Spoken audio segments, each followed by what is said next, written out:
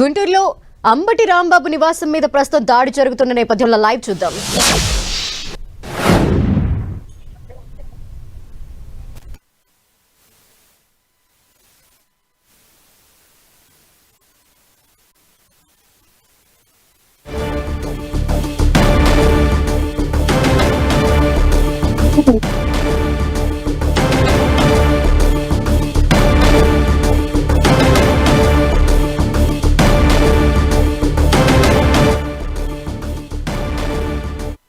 వస్తున్న నేపథ్యాన్ని అయితే చూస్తున్నాం.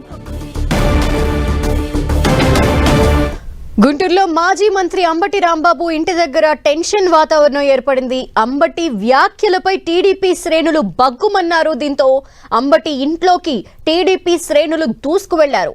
ఇంట్లో ఉన్న ఫర్నిచర్ ని, కార్ ని పూర్తిగా ధ్వంసం చేశారు.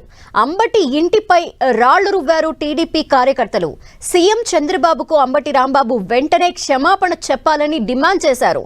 టీడీపీ మహిళా ఎమ్మెల్యేలు, మహిళా కార్యకర్తలు కూడా అంబటి రాంబాబు ఇంటికి పెద్ద సంఖ్యలో చేరుకుని ఆందోళన చేపట్టారు. అక్కడ మహిళ పట్ల అసభ్యకరంగా మాట్లాడిన అంబటి రాంబాబు వెంటనే క్షమాపణ చెప్పాలంటూ డిమాండ్ చేశారు. పోలీసులు ప్రస్తుతం అక్కడ రంగ ప్రవేశం చేసి ఇరు వర్గాలని కట్టడి చేసే ప్రయత్నం అయితే చేస్తున్నారు.